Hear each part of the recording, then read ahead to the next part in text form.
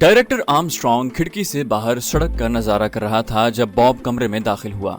उसकी आमद ही इतनी जारहाना थी कि आर्मस्ट्रॉन्ग चौंके बगैर न रहा। यस सर, उसने कदरे ऊंची आवाज से कहा, बैठो। डायरेक्टर CIA आर्मस्ट्रॉन्ग ने कुर्सी की तरफ इशारा किया और बॉब ने खुद को करीबन कुर्सी पर गिरा दिया। मुझे तुम्हारे जज्बात का एहसास है बॉब, लेकिन एजेंसी के कुछ उसूल हैं। आर्मस्ट्रॉन्ग ने उसके नजदीक पहुंचकर उसकी तरफ झुकते हुए कहा और सामने कुर्सी पर बैठ गया। एजेंसी की बात न कीजिए सर, वो तो कभी की मोसाद के हाथों अगवा हो चुकी है। अब तो 11 सितंबर के बाद हम यूं भी उनके यरगमाली बने हुए हैं। बॉब ने कदरे तल्ख लहजे में कहा, तुम बसा औकात ऐसा सच बोल देते हो बॉब, जो तुम्हारे और तुम्हारे दोस्तों के लिए बेशुमार मसाइल खड़े कर सकता है। जानते हो ना तुम? आर्मस्ट्रॉन्ग ने उसकी आंखों में बराह रास्त झांका। यस सर, मैं इस वक्त अपने डायरेक्टर नहीं, एजेंसी के एक खैर खा की हैसियत से बात कर रहा हूँ। आप जानते हैं मैं आपसे झूठ नहीं बोल सकता। बॉब ने संभल कर कहा, जानता हूँ। आर्मस्ट्रॉन्ग ने करीबन चिढ़ जाने के अंदाज में कहा, सर, डैनियल ने मेरे साथ मिडिल ईस्ट में 4 साल गुजारे हैं। मैं उसकी रग रग को समझता हूँ।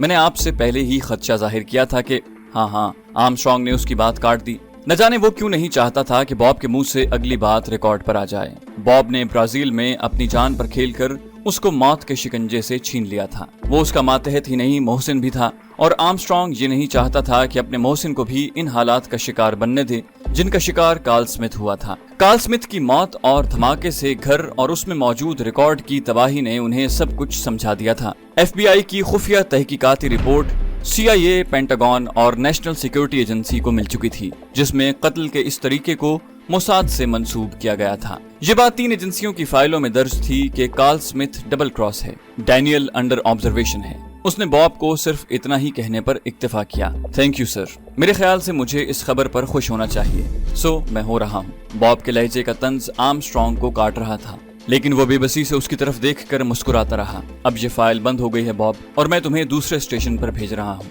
उसने अगली बात बॉब की तरफ देखे बगैर कही। थैंक यू सर, मैं भी यकसानियत से उकताने लगा हूँ। बॉब ने कहा, ऑल द बेस्ट। आर्मस्ट्रॉन्ग ने उसकी तरफ हाथ बढ़ाया और बॉब मुस्कुराता हुआ उससे मुसाफा करने लगा। कमांडर आबिद काश्मीरी के लिए उसका अब तक जिंदा रह जाना ही किसी मौजज़े से कम नहीं था। लश्कर जर्रार के सरबराह की हैसियत से उसने दुनिया के हर उस कोने में जहां कोई भी मजलूम मुसलमान जुल्म के खिलाफ सीना सुपर है, एक मुमताज मकाम हासिल कर रखा था। लश्कर जर्रार के फिदाइयों ने मकबूजा कश्मीर में भारतीय फौज और पैरा मिलिट्री फोर्सेस को तिगनी का नाच नचा रखा था। ये फिदाई BSF हो या आर्मी, CRP हो या राष्ट्रीय राइफल, किसी भी कैंप में नारा तकबीर बुलंद करते घुस जाते और दीवानावार दुश्मन से टकराने के बाद दर्जनों को मौत की गहरी नींद सुलाकर खुद भी दाइए अजल को लब्बैक कहते। भारतीय जानते थे कि इस तरह उनके कैंपों में दिन दिहाड़े घुसकर जिंदगी और मौत का खेल रचाने वाले ये लोग कोई आम किस्म के मुजाहिद नहीं हो सकते, और न ही ये जिंदा वापसी की उम्मीद लेकर यहाँ आते हैं।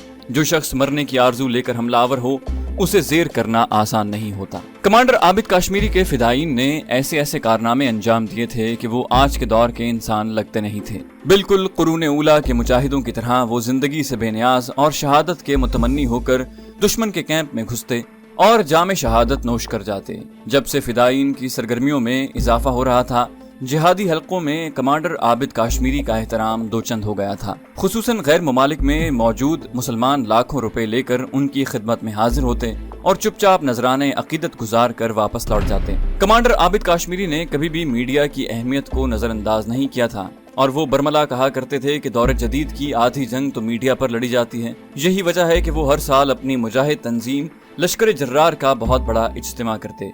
इस इज्तिमा में दुनिया के कोने कोने से जिहाद से दिलचस्पी रखने वाले मुसलमान आते और अनवारो बरकात समेट कर वापस लौटते। इनमें अरब से ज्यादा अजम और दियार फरंग से अमरीका और अफ्रीका, गरज दुनिया के हर कोने कोने से मुसलमान अकीदत के साथ शमूलियत इख्तियार करते थे। इस इज्तिमा पर दीगर मुजाहिद तंजीमों के नामवर कमांडर्स भी आते और अपने जोर खिताबत के जौहर दिखाते। जिन दिनों ये इज्तिमा होता, सारे मुल्क की फजा जहादी बन जाया करती थी। मुजाहिदीन अपनी तरबियत का अमली मुजाहिरा करते। हाजरीन को मुजाहिदीन के ताज़ा तरीन कारनामों से आगाह किया जाता।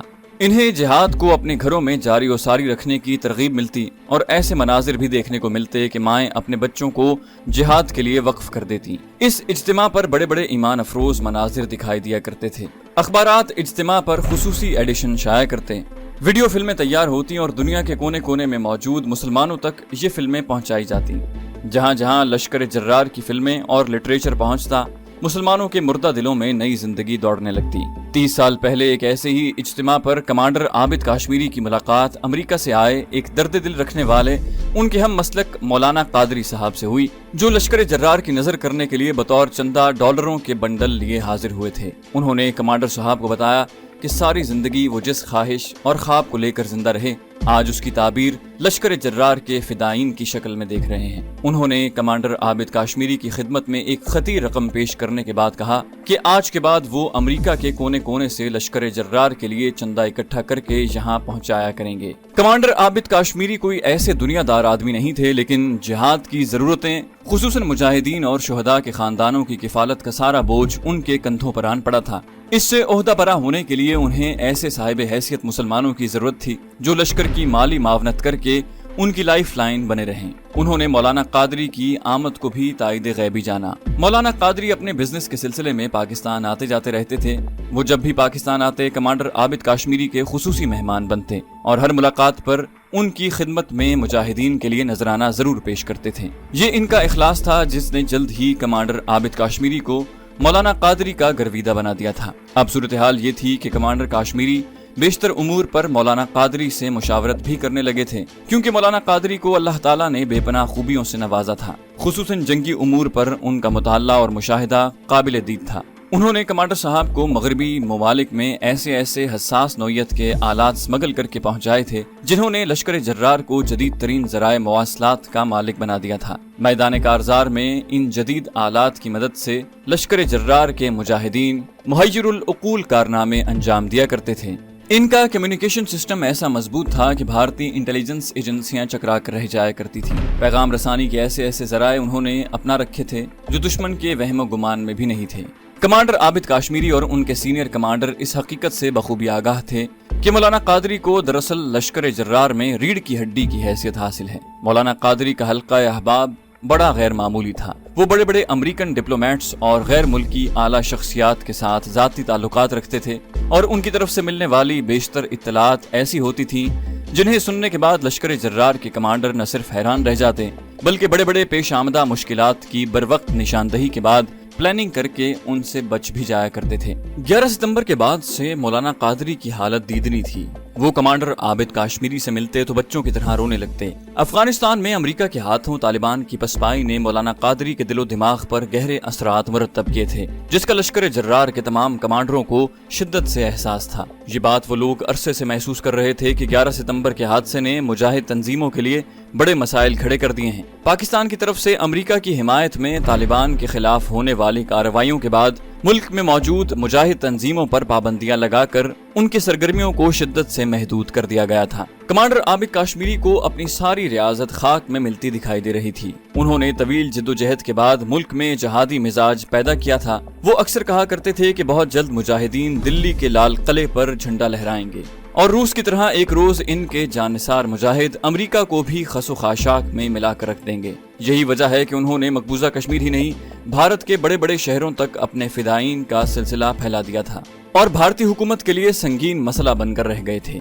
लेकिन 11 सितंबर के बाद हुकूमत ने अचानक जो यू टर्न लिया था उसने कमांडर काश्मीरी को हैरान परेशान करके रख दिया था।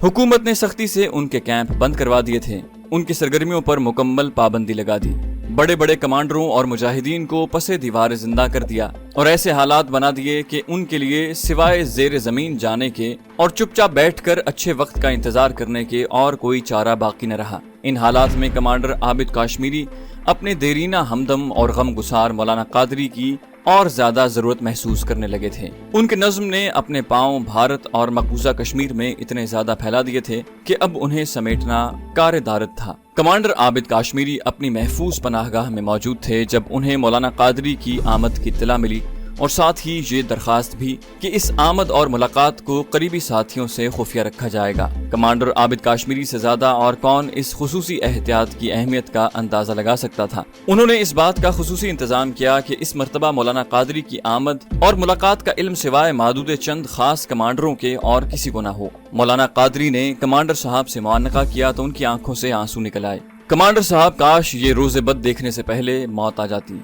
उन्होंने इस तरह भराई हुई आवाज में ये बात कही کہ کمانڈر عابد کاشمیری کے ساتھ موجود ان کے 2 انتہائی اہم ذمہ داروں کی آنکھوں میں بھی آنسو آ گئے۔ مولانا قادری نے بتایا کہ امریکہ اور مغربی ممالک میں مسلمانوں کو کس طرح بے رحمی سے مارا پیٹا جا رہا ہے اور کس طرح دنیا کی یہ مہذب حکومتیں ان پر انسانیت سوز مظالم روا رکھے ہوئے ہیں۔ انہوں نے بتایا کہ وہ شاید ان سنگین حالات میں پاکستان آنے کا قصد نہ کرتے، لیکن جب سے انہوں نے امریکہ میں ایک انتہائی اہم پاکستانی شخصیت سے جو گزشتہ 3 روز پہلے ہی امریکی دورے سے واپس لوٹے ہیں یہ بات سنی تو ان سے رہا نہ گیا۔ اس کے بعد انہوں نے بڑے دکھی دل سے لیکن بڑے رازدارانہ انداز میں وہ بات بتانی شروع کر دی۔ انہوں نے کمانڈر صاحب اور ان کے ساتھیوں کو بتایا کہ حکومت نے مجاہدین کی سرگرمیوں کو مکمل طور پر کچلنے کا مصمم ارادہ کر لیا ہے اور اس سلسلے میں اسے امریکہ کی مکمل معاونت بھی حاصل ہے، لیکن اس طرح تو مقبوضہ کشمیر کے مسلمان بددل ہو جائیں گے، ان کی ہمت ٹوٹ جائے گی۔ بھارت میں مسلمانوں کے اندر جو احساس آزادی جنم لے رہا ہے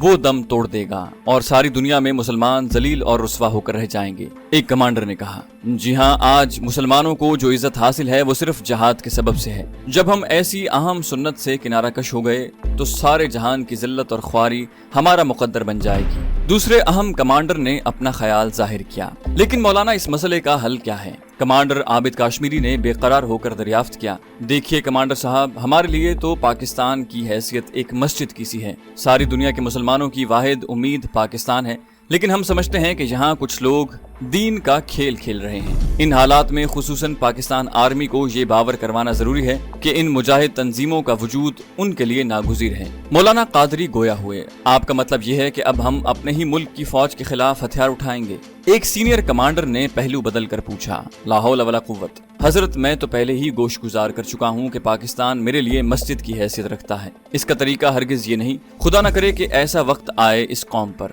جب اسے اپنی ہی فوج کے خلاف ہتھیار اٹھانے پڑیں، لیکن ہم ایک کام ضرور کر سکتے ہیں کہ پاکستان کے ازلی دشمن بھارت پر ایسی زوردار ضرب لگائیں کہ وہ تلملا اٹھے۔ مولانا قادری نے اپنا منصوبہ بیان کیا۔ مولانا نے بات ٹھیک کہی ہے۔ کمانڈر عابد کاشمیری نے اپنے ساتھیوں کی طرف دیکھ کر کہا، بالکل کمانڈر صاحب، اسی طرح اگر ایک بڑی کارروائی ہو جائے تو ہم دشمن کو جو اس بات کی خوشیاں منا رہا ہے کہ حکومت کی پالیسیوں کی وجہ سے لشکر جرار ختم ہو چکا ہے، اسے اس بات کا علم ہو جائے کہ ہم ابھی زندہ ہیں اور مقبوضہ کشمیر کے مسلمانوں کا حوصلہ بھی بڑھے گا، ان کا تو مورال بہت بری طرح گر چکا ہے۔ دوسرے کمانڈر صاحب نے اپنی تجویز پیش کی۔ اب سوال یہ پیدا ہوا کہ ایسی زوردار ضرب کہاں لگائی جائے جس کے بعد دشمن بوکھلا کر ایسا کچھ کر گزرے کہ جس کی یہ لوگ امید کر رہے ہیں اور حالات ان کے کنٹرول میں آ جائیں۔ مقبوضہ کشمیر اسمبلی۔ مولانا قادری نے فوراً ہی کہا، اسمبلی؟ کمانڈر عابد کاشمیری نے ان کی طرف دیکھ کر سوالیہ انداز میں پوچھا، ہاں، بہت عرصے بعد بھارت بین الاقوامی حالات سے فائدہ اٹھا کر کشمیر اسمبلی کا اجلاس بلا رہا ہے۔ اسمبلی کسی بھی ملک کی جمہوری طاقت کا سمبل ہوا کرتی ہے۔ وہاں اجلاس کے پہلے ہی روز حملہ ساری دنیا کو یہ باور کروا دے گا کہ جہاد کے سامنے دنیا کی کوئی طاقت بند نہیں باندھ سکتی۔ مولانا قادری نے دلائل کے انبار لگانے شروع کیے اور لگاتے چلے گئے۔ عشاء کے بعد یہ مجلس جاری رہی اور رات دیر گئے تک وہ لوگ مولانا قادری کے اس منصوبے پر عمل درآمد کے لیے تیار ہو چکے تھے۔ کمانڈر مشتاق کو جب اپنے ہائیڈ آؤٹ پر مرکز کی طرف سے یہ حکم موصول ہوا تو اس کی خوشی کا ٹھکانہ نہ رہا۔ گزشتہ 1.5 ماہ سے وہ سر جھکائے دشمن کی زیادتیوں کا سامنا کر رہے تھے۔ انہیں 11 ستمبر کے بعد زیر زمین ہو کر خاموشی اختیار کرنے اور کوئی بھی کارروائی نہ کرنے کے احکامات ملے تھے، جس پر مجاہدین میں تشویش کی لہر دوڑ گئی تھی۔ اکا دکا کارروائیاں کر کے وہ اپنے ساتھیوں کا مورال بڑھانے کی کوشش تو کرتے، لیکن ساتھ ہی مایوسی کا شکار ہو رہے تھے۔ بھارتی فوج کو طویل عرصے کے بعد اپنے جوہر دکھانے کا موقع ملا تھا۔ وہ لوگ مست ہاتھیوں کی طرح دندناتے ہوئے آتے اور کسی بھی گاؤں پر حملہ آور ہو کر وہاں کا مال، اسباب، عزت آبرو سب کچھ لوٹ کر لے جاتے۔ نوجوانوں کو اغوا کر کے تشدد کے ذریعے اذیت ناک موت سے دوچار کرنے کے واقعات میں تیزی سے اضافہ ہو رہا تھا۔ عموماً ایسے کسی بھی واقعے کے بعد مجاہدین کی طرف سے فوج کو ایسا منہ توڑ جواب ملا کرتا تھا جس کے بعد کئی دنوں تک وہ اپنے زخم سینچتے رہتے تھے، لیکن اب ایسی کوئی صورت دکھائی نہ دے رہی تھی۔ چند روز پہلے تک فدائین کے وہ حملے جنہوں نے بھارتی فوجوں کو ناکوں چنے چبا رکھے تھے اور جن سے خوفزدہ ہو کر بھارتی فوج میں فرار کے واقعات بڑھنے لگے تھے، معدوم ہو چکے تھے۔ اس صورتحال نے عام کشمیری کو بددل کر دیا تھا۔ خوف نے کشمیریوں کے دل و دماغ پر تسلط جما لیا تھا۔ وہ خود کو بے بس اور تنہا محسوس کرنے لگے تھے۔ ظلم تو ان پر 50 سال سے ہو رہا تھا، لیکن گزشتہ 12 سال سے اس ظلم کے خلاف مجاہدین کے منہ توڑ جواب نے انہیں بڑا مضبوط سہارا دیا تھا۔ کمانڈر مشتاق لشکر جرار کا ایریا کمانڈر تھا۔ اس کے جوشیلے جاں فروش اس سے حملے کی اجازت مانگتے، تو وہ خاموشی اختیار کر لیتا۔ جب مجاہدین بضد ہوتے تو مرکز کے حکم اور اطاعت امیر کا درس ملتا۔ بھارتی فوج جسے فدائین کے حملوں نے چھاونیوں تک محدود کر دیا تھا، اب کونوں کھدروں سے نکل کر سری نگر کے گلی محلوں میں دندنانے لگی تھی۔ کمانڈر مشتاق کا دل گواہی دے رہا تھا کہ اس کارروائی کے نتیجے میں ایک مرتبہ تو سارا بھارت دہل کر رہ جائے گا اور ان کی وقتی خاموشی کو آئندہ کبھی بزدلی سے تعبیر نہیں کیا جائے گا۔ اس نے مجاہدین کی ترتیب بندی کر دی تھی، اہداف کا تعین ہو گیا تھا، ضروری ساز و سامان اکٹھا کیا جا رہا تھا، انہیں کسی بھی لمحے کوچ کا حکم مل سکتا تھا۔ 11 ستمبر کے بعد عالمی سطح پر جو تبدیلیاں آئیں ان سے یوں تو جنوبی ایشیا کا خطہ بھی متاثر ہوئے بغیر نہ رہا، لیکن بھارتی حکومت کو بطور خاص مقبوضہ کشمیر میں جو ریلیف ملا، اس کے بعد وہ 11 ستمبر کے حملہ آوروں کے متعلق دل ہی دل میں بڑے احسان مندی کے جذبات رکھنے لگے تھے۔ اچانک دنیا میں بلند ہونے والے دہشت گردی کے غلغلے میں جہاں گیہوں کے ساتھ گھن پسنا شروع ہوا، بھارت نے چیخ چیخ کر آسمان سر پر اٹھا لیا اور خود کو دہشت گردی کا شکار بنانے لگا۔ خصوصاً کشمیر کے حوالے سے طویل مدت بعد بھارتیوں کی مراد برائی جب ان کے کراس بارڈر ٹیررزم کو پذیرائی ملنے لگی۔ اس صورتحال نے مجاہدین کو فی الوقت دیکھو اور انتظار کرو کی پالیسی اپنانے پر مجبور کر دیا تھا، اور بھارتی حکومت نے اس مہلت سے فائدہ اٹھانے کی ٹھان لی تھی۔ اگر اس موقع سے فائدہ نہ اٹھایا گیا تو پھر شاید اتحاد دوبارہ کبھی ہمیں ایسا موقع نہ دے۔ کٹھ پتلی وزیر اعلیٰ نے اس روز جب مرکزی حکومت کی ایک اہم میٹنگ میں یہ بات کہی تو وزیر اعظم بھی چونکے بغیر نہ رہ سکے، اور تھوڑی دیر بعد ہی انہوں نے اگلے 10 روز بعد سری نگر اسمبلی کا اجلاس طلب کرنے کا فیصلہ کر لیا تھا۔ اس اجلاس میں بطور خاص بھارتی وزیر داخلہ نے شمولیت کرنی تھی۔ اجلاس کی تیاریاں زور و شور سے جاری تھیں اور حفاظتی انتظامات پر خصوصی توجہ دی جا رہی تھی۔ اسمبلی کی طرف آنے اور جانے والے راستے سیکیورٹی فورسز نے اس طرح کیموفلاج کر رکھے تھے کہ ان کی اجازت کے بغیر چڑیا بھی ادھر پر نہیں مار سکتی تھی۔ دلی سے اسمبلی کے اس سیشن کو خصوصی خطاب کرنے کے لیے وزیر داخلہ کی آمد پریس سے پوشیدہ رکھی گئی تھی، لیکن ممبران اسمبلی کو اعتماد میں لے کر اس سے آگاہ کر دیا گیا تھا۔ یہ اس لیے بھی ضروری تھا کہ بصورت دیگر شاید حکومت اسمبلی کا کورم ہی پورا نہ ہوتا، کیونکہ جو خوف و ہراس یہاں طاری تھا، اس فضا میں کسی ممبر اسمبلی کے لیے اسمبلی اجلاس میں شرکت کرنا خودکشی کے مترادف تھا۔ وہ بیچارے تو جیسے تیسے ممبران منتخب ہو گئے تھے، لیکن اپنی رہائش گاہوں پر ان کے قیام کا سوال ہی نہیں اٹھتا تھا۔ خوف کے مارے اکثر ممبران تو جموں یا دلی میں ہی مستقل ٹھکانے بنا چکے تھے، لیکن اس مرتبہ انہیں حکومت کی طرف سے بطور خاص تحفظات کے ساتھ اسمبلی اجلاس میں شمولیت پر مجبور کیا گیا تھا، اور امید کی جا رہی تھی کہ مدتوں بعد کشمیر اسمبلی میں جمہوری رونق دیکھنے کو ملے گی۔ آج دن کے 11 بجے اجلاس شروع ہونا تھا۔ چینل کو سبسکرائب کیجیے اور بیل آئیکن پر کلک کیجیے تاکہ آپ کو تمام ویڈیوز فوراً ملتی رہیں۔